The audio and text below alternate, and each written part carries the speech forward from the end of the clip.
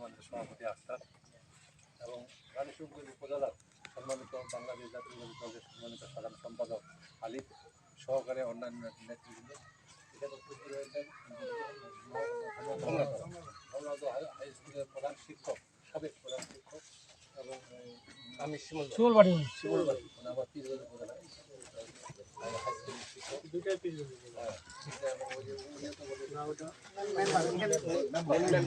পত্র সহকারে এলাকার সম্মানিত সুদীবৃন্দ মুসল্লি ভাইরা, আসসালামু আলাইকুম। হিন্দু ভাইদেরকে আদাব।